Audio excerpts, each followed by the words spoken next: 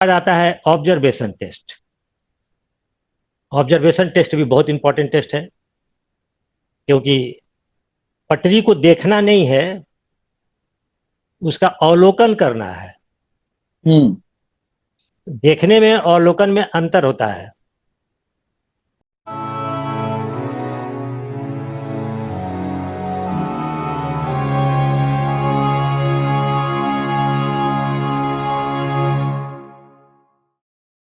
Hello नमस्कार दोस्तों।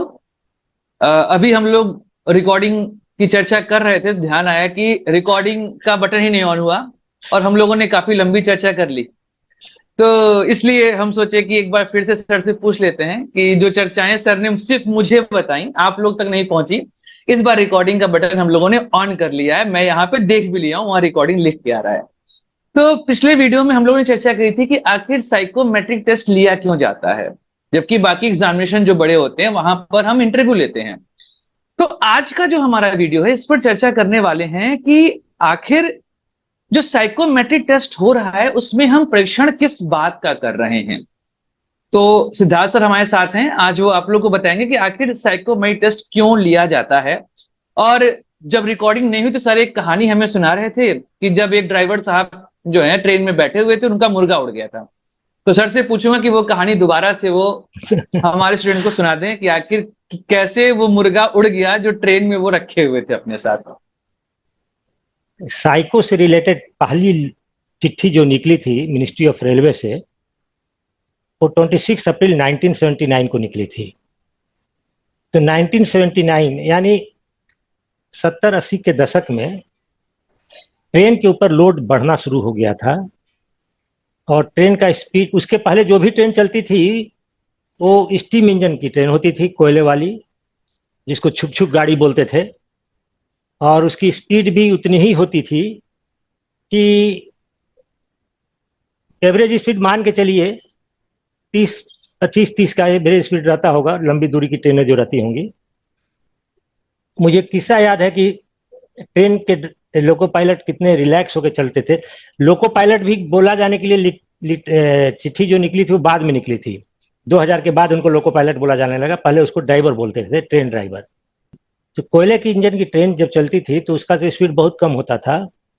मुझे एक किस्सा याद है कि हम लोग ट्रेन से जा रहे थे राउरकेला, और ट्रेन जब रांची से आगे बढ़ी तो एक जगह ट्रेन रुक गई, जंगल के बीच ट्रेन रुक गई, और कोई स्टेशन वगैरह भी नहीं था। बहुत देर तक जब ट्रेन रुकी रही तब लोगों ने पता लगाया कि क्या वजह है, ट्रेन क्यों रुकी है। तो लोग गए ड्राइवर से पूछने के लिए कि भाई ट्रेन इतनी देर से क्यों रुकी हुई है। तो जो ड्राइवर था उसने कहा कि साहब, जो हमारे सीनियर हैं उनका मुर्गा उड़कर बाहर निकल गया है इंजन से। वो मुर्गा पिछले स्टेशन पर बाजार लगा हुआ था, वहां से उन्होंने मुर्गा खरीदा था कि आज घर पे जाएंगे तो मुर्गा खाएंगे। तो मुर्गा उनका उतर गया, वो गए हैं जंगल में, मुर्गा पकड़ कर लाएंगे, उसके बाद ट्रेन चलेगी। तो थोड़ी देर के बाद वो आए, अपना मुर्गा उर्गा पकड़ कर ड्राइवर आए, और तब ट्रेन वहां से रवाना हुई। तो कहने का मतलब यह है कि उस समय, अब ट्रेन के लोको पायलट या उस समय जो ड्राइवर बोला जाता था, इतने निश्चिंत होते थे, उनको पता था कि इस पटरी पर कोई ट्रेन आगे से या पीछे से आने वाली नहीं है।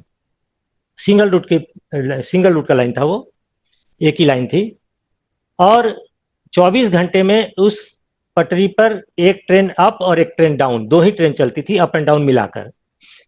दोनों का क्रॉसिंग हो चुका था, ड्राइवर के ऊपर कोई स्ट्रेस नहीं था, आराम से चल रहे थे। जहां मन किया उतर के फल वगैरह भी तोड़ लिए, या फिर बाजार कर लिए और अपना ट्रेन लेकर चले गए। मतलब इतना ज्यादा तनाव नहीं होता था जितना आज लोको पायलट के ऊपर प्रेशर है। तो जब डीजल इंजन इस्तेमाल होना शुरू हो गया और ट्रेन का स्पीड कुछ बढ़ा और ट्रेन की संख्या भी बढ़ी, तब प्रेशर बढ़ा लोको पायलट पर भी और स्टेशन मास्टर पर भी, कंट्रोल करने वाले जो ट्रेन के रूट को कंट्रोल करते थे उनके ऊपर भी प्रेशर पड़ा। और उसके बाद ये महसूस किया गया कि इनके स्ट्रेस लेवल को चेक करने के लिए और ऐसे सक्षम लोगों को अपॉइंट किया जाए, रिक्रूट किया जाए, जो जिनकी गलती की वजह से ट्रेन का एक्सीडेंट नहीं हो।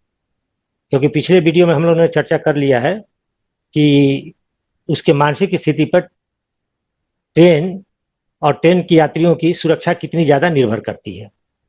तो ऐसी स्थिति में पहला जो लेटर निकला था 1979 में, लेकिन कुछ सभी लोगों के लिए तो नहीं, कुछ पद के लिए ही वहां पर ये रखा गया था एक्सपेरिमेंट के तौर पर। उसके बाद 1999 13 अप्रैल 1999 को लेटर निकला। वाजपेयी सरकार थी, अटल बिहारी वाजपेयी की सरकार थी 1999 में। यहां पर लोको पायलट, स्टेशन मास्टर के लिए व्यवस्था की गई साइकोमेट्रिक टेस्ट या एप्टीट्यूड टेस्ट की। और उसके बाद फिर थोड़ा मॉडिफाई हुआ, 2005 में भी लेटर निकला, फिर 2007 में निकला, अभी तो करीब करीब वही चल रहा है। 2019 में भी एक लेटर निकला था। कभी कभी मार्क्स 30% मार्क्स जोड़ने का प्रावधान रखा गया, कभी कभी हटाने का प्रावधान रखा गया। ये सब चेंजेज इसलिए होते रहे क्योंकि आरडीएसओ के जो मनोवैज्ञानिक है बराबर रिसर्च करते रहते हैं कि क्या हम इंप्लीमेंट करते हैं तो उसका क्या इम्पैक्ट पड़ता है और किस तरह के लोग हमको जॉब के लिए मिल रहे हैं। उसमें रिसर्च उनका चलते रहता है, उनका रिसर्च पेपर भी पब्लिश होते रहता है और मैं उनको फॉलो करता हूँ, मैं पढ़ता हूँ, कभी भी दिखता है। और बहुत अच्छी अच्छी चीजें मिल जाती हैं स्ट्रेस से रिलेटेड, स्ट्रेस कैसे कम करें, स्ट्रेस क्यों बढ़ता है, लोको पायलट वगैरह का।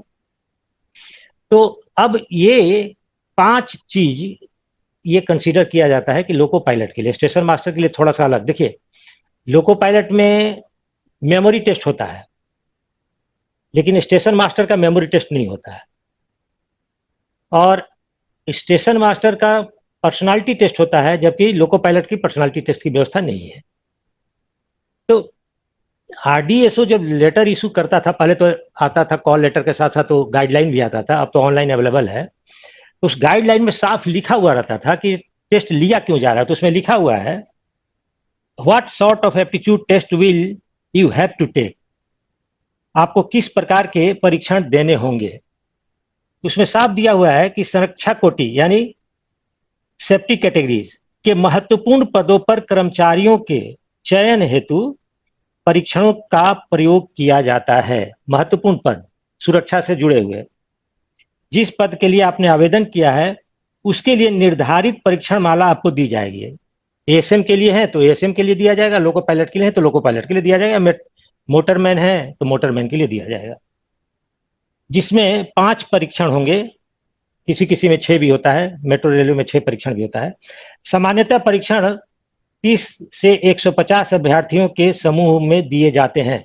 एनटीएस 150 तक के विद्यार्थियों का एक साथ निकाला जाता था पहले। अब सॉफ्टवेयर वगैरह डेवलप नहीं था, उस समय मैनुअली सारा काम होता था। अब तो सॉफ्टवेयर डेवलप हो गया है और एक साथ 500-600 लोगों का एनटीएस निकाला जा सकता है। तो एक कंट्रोल ग्रुप के लिए ये व्यवस्था की गई थी। तो उस समय संख्या लिमिट थी। अभ्यर्थी परीक्षा पुस्तिका में दिए गए प्रश्नों का उल्लेख करेंगे और उत्तर, खैर तो जो ऑफलाइन देना हो ऑनलाइन देना हो उस तरह का उनका प्रोविजन होगा। और जिस जॉब के लिए जा रहे हैं, जैसे लिखा हुआ है कि we get the right sort of people to do the job, मतलब जिस नौकरी के लिए हम लोगों को खोज रहे हैं उस जॉब के लिए उससे जुड़े हुए, मतलब उसके लिए फिट लोग हम इस परीक्षण से खोजते हैं। तो अब एक लोको पायलट के लिए कौन कौन सा, हम लोको पायलट के लिए चर्चा करते हैं। पहले लोको पायलट के लिए कौन कौन से वो गुण हैं जो उसमें होने चाहिए। अगर है तब तो कोई दिक्कत नहीं है, अगर कमी है तो उसको कैसे डेवलप करें, इस पर थोड़ा सा काम कर लेगा तो उसके चयनित होने की संभावना बढ़ जाएगी। देखिए, पहला टेस्ट जो होता है उन लोगों का, लोको पायलट का, वो है मेमोरी टेस्ट, स्मरण शक्ति। और लोको पायलट के लिए मेमोरी इतनी ज्यादा इंपॉर्टेंट है कि ये पहला टेस्ट होगा और 2 सेट होता है। 2 सेट इसलिए लिया जाता है कि कभी कभी क्या होता है कि मान लीजिए कि आपने पहला सेट में थोड़ी गलती कर दी या चूक गए तो दूसरे सेट में आप उसको संभाल सकते हैं। मतलब 2 इनिंग का ये मैच है, एक इनिंग में थोड़ा कम रन भी बना तो दूसरे इनिंग में आपका ज्यादा रन बनेगा। तो वो 2 सेट में होगा और सबसे पहले होगा। और स्टेशन मास्टर के लिए नहीं है, लोको पायलट के लिए क्यों है भाई? क्योंकि उनको बहुत सारी बात को दिमाग में रखना पड़ता है, उनके पास टाइम नहीं है कि मैनुअल खोलकर वो पढ़ेंगे कि इस सिचुएशन में क्या करना है, क्या करना है। वो चीज उनके मेमोरी में होनी चाहिए जिसको तुरंत वो रिकॉल कर सके कि अगर ये सिचुएशन आता है तो हमको क्या करना है, ये सिचुएशन आता है तो क्या करना है। ठीक है, तो उनकी मेमोरी बहुत स्ट्रांग होनी चाहिए। दूसरा दूसरा जो टेस्ट होता है उनका, वो है फॉलोइंग डायरेक्शन टेस्ट। अब जो भी उनको डायरेक्शन दिया जाता है, रिटन दिया जाए या वर्बली दिया जाए, वो डायरेक्शन कितनी जल्दी वो समझ लेते हैं, अंडरस्टैंडिंग कैपेसिटी उनकी कैसी है, और उसको समझकर उनको दिमाग में रखना भी है। हम्म जो डायरेक्शन दिया गया या जो इंस्ट्रक्शन उनको लिख के मिला या बोला गया, उसको एज इट इज एग्जैक्टली जो मिला है उसी तरह से उनके दिमाग में है, और उसको यूज भी कर सकते हो टाइम पर। तो इसके लिए होता है फॉलोइंग डायरेक्शन टेस्ट, जिसमें अंडरस्टैंडिंग कैपेसिटी के साथ साथ डायरेक्शन को आप अच्छी तरह से समझ पाते हैं कि नहीं, फॉलो कर पाते हैं कि हम्म नहीं। बिल्कुल। थर्ड टेस्ट उनका डेप्थ परसेप्शन का। डेप्थ परसेप्शन का मतलब हुआ गहराई या दूरी प्रत्यक्षीकरण। दूरी प्रत्यक्षीकरण का मतलब होता है कि देखकर आप अनुमान लगा सके कि दो ऑब्जेक्ट के बीच में कितना डिस्टेंस है। हम्म और थ्री डायमेंशनल, क्योंकि ये 3D फिगर दिए जाएंगे, या तो क्यूब होगा या क्यूबॉइड होगा, और क्यूब हम्म और क्यूबॉइड को देखकर उसमें जो अरेंजमेंट है उसको देखकर आपको अनुमान लग जाना चाहिए कि कि कौन सा क्यूब या क्यूबॉइड कहां तक गया होगा, क्या डिस्टेंस होगा उसका। और डेप्थ परसेप्शन का मतलब ये हुआ कि ब्रेन में हमारे क्या होता है कि हमारे रेटिना पर 2D फिगर बनता है, 3D का भी 2D फिगर बनता है, और हमारा हम्म ब्रेन उस 2D को कन्वर्ट करके हमको दिखाता है 3D में। तो हम्म ब्रेन की ये क्षमता आपकी किस स्थिति में है। अभी 15-20 साल से साइको पढ़ाते हो गए हमको, लेकिन सिर्फ एक लड़का हमको ऐसा मिला जो नहीं समझ सका डेप्थ परसेप्शन, देख ही नहीं पाया। उसके फ्रेंड भी उसको समझा समझा के थक गए, उसको नजर ही नहीं आता था। ऐसे दिखाया जाता था तो पता चल जाता था, जैसे फोटो में 2D में देखता था फोटो, 2D में देखकर उसके बारे में कुछ भी नहीं देख पाता था, अनुमान नहीं लगा पाता था। तो लड़का आकर हमसे मिला भी पर्सनली, बोला कि सर हम दोबारा तैयारी करें कि नहीं करें। ये मात्र ऐसा केस हमको मिला। अदरवाइज थोड़ा सा प्रैक्टिस करने पर लड़का अपना डेवलप कर लेता है। अगर वहां नहीं डेवलप करे, फिगर देख के नहीं समझ में आता है, तो उसको थोड़ा प्रैक्टिस का दूसरा एक तरीका है, ईंट को लेकर सही में अरेंज करके फोटो के अकॉर्डिंगली करके देखे तो सीख हम्म जाता है, ब्रेन ट्रेंड हो जाता है। थर्ड है दूरी का अनुमान लगा सके, क्योंकि ट्रेन चलाते समय एक निश्चित दूरी के बाद दो ऑब्जेक्ट अगर रखे रहेंगे तो दोनों पास पास दिखाई देंगे। हाँ। जैसे अगर हम लोग चलते हैं किसी रास्ते में और पहाड़ दिखाई देता है, हम पहाड़ की तरफ चलते हैं तो देख कर क्या लगता है कि इस पहाड़ को हम आधे घंटे में बस पहुंच पहाड़ा। जाएंगे। हाँ। लेकिन 1.5 घंटे चलने के बाद भी हम पहाड़ तक नहीं पहुंच पाते हैं, और वो तब भी उतनी दूर लगता है वो। उतने ही दूर लगता है। तो ये दूरी का अनुमान लगा, यही डिपेंड करता है। और आर्मी के लोग 100% एक्यूरेसी के साथ ये अनुमान लगा लेते हैं, क्योंकि उनको ये ट्रेनिंग दी गई रहती है कि दूरी का अनुमान कैसे लगाना है। तो ये हो गया डेप्थ परसेप्शन। सुरक्षा के पॉइंट ऑफ व्यू से अगर ऐसा ऑब्स्टिकल दिखाई पड़ा तो कितने दूर के बाद कौन कौन है, ये देख के आप अनुमान लगा सके। उसके बाद आता है ऑब्जर्वेशन टेस्ट। ऑब्जर्वेशन टेस्ट भी बहुत इंपॉर्टेंट टेस्ट है, क्योंकि पटरी को देखना नहीं है, उसका अवलोकन करना है। हम्म देखने में और अवलोकन में अंतर होता है। और एक केस स्टडी हुआ था आरडीओसो में, बहुत रिसर्च पेपर मेरे पास है भी। उसमें लिखा हुआ था कि मैक्सिमम ऐसा केस जिसमें ड्राइवर या लोको पायलट सिग्नल क्रॉस कर जाते हैं, हम्म इस ऑब्जर्वेशन की कमी की वजह से। ऑब्जर्वेशन का मतलब होता है कंसंट्रेशन उसके साथ इंक्लूडेड है। ऑब्जर्वेशन जब भी बोला जाए तो मान के चलिए कि कंसंट्रेशन बढ़िया होगा तभी ऑब्जर्वेशन बेहतर होगा। हाँ। तो वो तो सिग्नल को देख रहा है, लेकिन ब्रेन उसका ऑब्जर्व नहीं कर रहा है कि रेड है या ग्रीन है। रेड है फिर भी वो दिमाग कहीं और है, तो उसको क्रॉस कर जा रहा है। तो मैक्सिमम केसेस में वो पाया गया कि इसकी कमी की वजह से ऐसा हादसा होने का चांसेस बढ़ जाता है। बढ़ जाता है। तो ऑब्जर्वेशन का टेस्ट किया गया। तो ऑब्जर्वेशन, आप ऑब्जर्वेशन का प्रैक्टिस कीजिए। अगर आपका ऑब्जर्वेशन बेहतर है तो उसमें जो पूछा जाता है सिमिलरिटी टेस्ट हो, या फिर उसमें पूछा जाता है, नहीं उसमें yes no, find hmm. Six, या आजकल नया ऐड हुआ है फिगर रिप्लेसमेंट, तो इन हम्म। सब में आपका ऑब्जर्वेशन ही देखा जाता है कि, है ना। फाइंड सिक्स में क्या है, छह के मतलब हो सकता है कि आप थोड़ा सा चुके तो छह आपके आंख के सामने हो, दिखाई नहीं पड़े, आप उसको चुक जाएंगे। हम्म।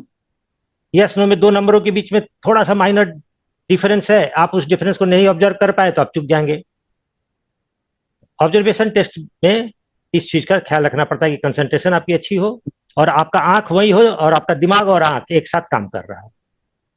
हम्म। होता है परसेप्चुअल स्पीड टेस्ट, यहाँ भी ऑब्जर्वेशन की क्षमता की थोड़ी बहुत जरूरत पड़ती है। हालांकि ऑब्जर्वेशन की क्षमता की जरूरत तो मेमोरी में भी पड़ती है, 5 तरह का टेस्ट बैटरी अभी तक पूछा गया है। ऑब्जर्वेशन स्ट्रांग होता है तो ये सारे टेस्ट आपके सुधर जाते हैं। ऑब्जर्वेशन और कंसंट्रेशन, इस पर अगर थोड़ा थोड़ा काम करेंगे तो सारे टेस्ट अपने आप इंप्रूव कर जाते हैं। तो हम्म। परसेप्चुअल स्पीड टेस्ट मतलब कि कितनी जल्दी अंतर पकड़ लेते हैं दो चीजों में, किस रफ्तार के साथ, यहां पर स्पीड की ही जांच हो रही है। एक इस तरह के दिखने वाली दो चीजों के अंतर को आप कितनी जल्दी पकड़ लेते हैं। तो ये हो गया परसेप्चुअल स्पीड टेस्ट। ये 5 तरह की मानसिक क्षमता और ये 5 क्वालिटी आपको होनी चाहिए, तब जाकर कहा जाएगा कि आप परफेक्ट लोको पायलट बनेंगे, बेहतर लोको पायलट बनेंगे। तो ये दिमाग की 5 गुण, और इसको टेस्ट करने के लिए टेस्ट बैटरी अभी तक जो दिया गया, और अलग अलग टेस्ट बैटरी पर रिसर्च होते रहता है, ऐसा ये नहीं कि यही टेस्ट बैटरी होगा, लेकिन इसी मानसिक क्षमता की जांच होगी। टेस्ट बैटरी चाहे जो हो, मेमोरी का टेस्ट बैटरी चाहे जो पूछा जाए, इसी मानसिक क्षमता की जांच होगी। और तो ये बहुत लोगों के दिमाग में रहता है कि रीजनिंग के बुक से क्वेश्चन उठाकर दे दिया जाता है। ऐसा कुछ नहीं है। क्वेश्चन बनाने पर बहुत छोटी छोटी बातों का ध्यान रखा जाता है, क्योंकि आपके दिमाग की जांच हो रही है। और आपके दिमाग, क्योंकि एक सही दिमाग चाहिए जो सुरक्षित ट्रेन चला सके, क्योंकि उसके ऊपर बहुत बड़ी जिम्मेदारी दी जाती है। तो क्वेश्चन ऐसा नहीं है कि कहीं से क्वेश्चन पेपर उठा लिया गया, और ये क्वेश्चन पेपर मार्केट में आता भी नहीं है। हम्म। हालांकि बहुत सारे किताब में डाल दिया गया है कि previous year based on memory, इसमें कितना मेमोरी पर बेस्ड आप क्वेश्चन दीजिएगा, फाइंड सिक्स में कैसे मेमोरी पर बेस्ड क्वेश्चन दीजिएगा, हम्म। यस नो पर कैसे मेमोरी पर बेस्ड क्वेश्चन दीजिएगा। तो अभ्यास के लिए ठीक है, लेकिन उसको ये मानकर नहीं चलना है कि, क्योंकि एग्जाम का जो क्वेश्चन पेपर होता है उसका स्टैंडर्ड बहुत बढ़िया बेहतर होता है, क्योंकि स्पेशली इसी पर्पस के लिए तैयार किया जाता है।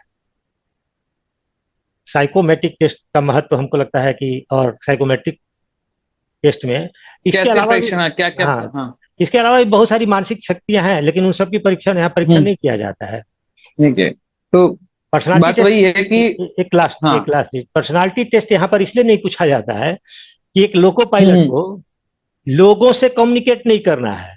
नहीं करना है, गाड़ी से कम्युनिकेट करना है। हाँ, गाड़ी से अच्छा, और आंख, इसीलिए 6x6 विजन होना चाहिए, और कलर ब्लाइंडनेस नहीं होना चाहिए। दो चीज तो बड़ी नहीं होना छोटी चाहिए, लोको वरना पायलट की रेड का जिंदगी। ग्रीन हुआ, ग्रीन का रेड हो गया।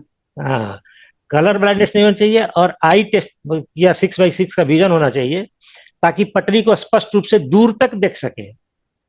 हम्म। ठीक है, और उसके बाद वो निर्णय भी बहुत आसानी से ले सके, तेजी के साथ ले ले सके। सको। तो तो इसलिए तो साइकोलॉजिकल टेस्ट में ये कुछ बातें हैं, बारीक बातें। हाँ, ऑफलाइन तैयारी कर रहे हैं तो उसके लिए थोड़ा पैटर्न अलग हो जाएगा, ऑनलाइन तैयारी के लिए पैटर्न अलग हो जाएगा। और अलग हर हो जाएगा। सिचुएशन के लिए अगर ब्रेन तैयार रहे तो बेहतर है। इस पर भी हम लोग चर्चा कर सकते हैं कि ऑफलाइन बिल्कुल की बिल्कुल। तैयारी कैसे हो, अभी ऑनलाइन की तैयारी कैसे हो। अभी तो बहुत सारे और भी सवाल हैं जो मैं आने वाले वीडियोस के लिए के रखूंगा। पहला तो ये है कि सेक्शनल कट ऑफ क्यों नहीं होता है इसमें, मतलब क्यों होता है और वाइल सीबीटी में नहीं होता, यहाँ पर होता है। देन एक और मेरा है कि जो सर ने अभी कहा कि ऑनलाइन ऑफलाइन के इश्यूज क्या हैं, और देन एनटीएस के बारे में भी जानेंगे कि आखिर जो यहाँ पे एनटीएस स्कोर निकाला जाता है वो किस तरीके से हम लोग कैलकुलेट करते हैं। एंड देन हर एक टेस्ट बैटरी पर हमारा एक डिस्कशन होगा। सर ने आपको एग्जाम्पल्स के फॉर्म में आज यहाँ समझाया है, लेकिन अब हम क्या करेंगे कि जितनी भी टेस्ट बैटरीज हैं, जो 9 तरह के सेट हमारे पास आते हैं, इन सभी सेट पे इंडिविजुअल डिस्कस हम लोग करेंगे। एक कोई कॉमन पेपर ले लेंगे, उस पर डिस्कस हम लोग यहाँ पे करेंगे, जिससे कि बच्चों को समझ में आ जाए कि हम साइको की तैयारी कैसे करें। और अगले वीडियो में चर्चा कर लेंगे ऑनलाइन और ऑफलाइन के बारे में कि वहां पे कैसे होता है psychoanalysis test. And then हम बात कर लेंगे कि आखिर जो एनटीए स्कोर है उसको कैसे हम लोग कैलकुलेट करते हैं। तब तक लाइक करिए, शेयर करिए, सब्सक्राइब करिए चैनल को। मिलेंगे अगले वीडियो में। जय हिंद।